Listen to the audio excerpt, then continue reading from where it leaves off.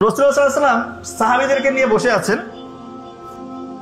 উনি বলতেছেন যে তোমাদের সামনে এখন একজন জান্নাতি ব্যক্তি প্রবেশ করে। আমার যেগুলো কথা বলবো বেশিরভাগই আপনাদের জানা, কিন্তু জাস্ট রিক্যাপিচুলেট করা আর কি, অন্য কিছু না। তো একজন আসবে তোমাদের সামনে, সাহাবীদেরকে বলতেছেন রাসূলুল্লাহ সাল্লাল্লাহু আলাইহি ওয়াসাল্লাম জান্নাতি ব্যক্তি আসবে। সবার তো মাথা নষ্ট, কে জান্নাতি ব্যক্তি দেখতে হবে। দেখতেছে এক আনসারী সাহাবী দরজা দিয়ে প্রবেশ করলো, ভালো কথা। দ্বিতীয় দিন বললো একই কাজ। দ্বিতীয় দিন সাহাবীদেরকে নিয়ে বসছে রাসূলুল্লাহ সাল্লাল্লাহু আলাইহি ওয়াসাল্লাম।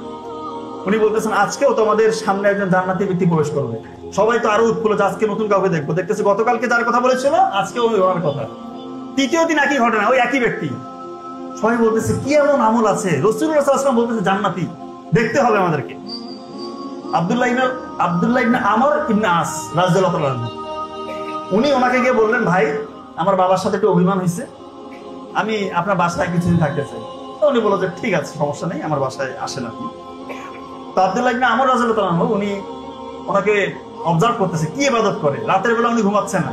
আব্দুল্লাহ ইবনে আমর রাদিয়াল্লাহু তাআলা যে কি ইবাদত করে দেখি, চোখ বন্ধ করে আছে কিন্তু চোখ খোলা, মানে দেখতেছে কোনো নফল ইবাদত নাই, তাহাজ্জুদ নাই। ফরজ নামাজটা পড়লো, ভাবতেছে যে দিনের বেলা তো অবশ্যই রোজা রাখবে, রোজাও রাখলো না, কোনো নফল রোজা নাই। কয়েকদিন ভেবে গেল যে এক্সট্রা কোনো ইবাদত নাই, শুধুমাত্র নামাজ পড়তো আর হঠাৎ একটু নফল ইবাদত।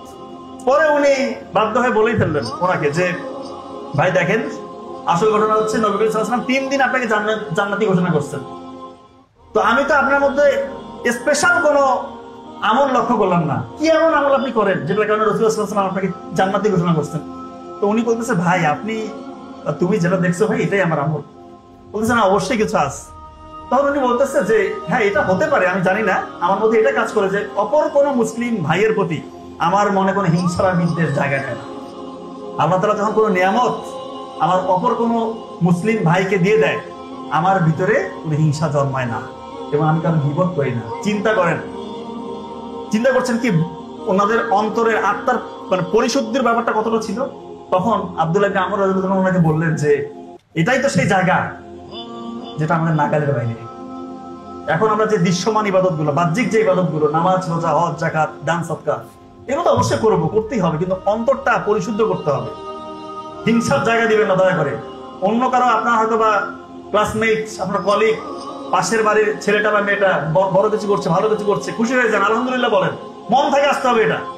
আল্লাহ তাআলা আপনার উপর রাজি খুশি হয়ে আপনাকে নিয়ামতে বাড়াই দিয়ে ইনশাআল্লাহ।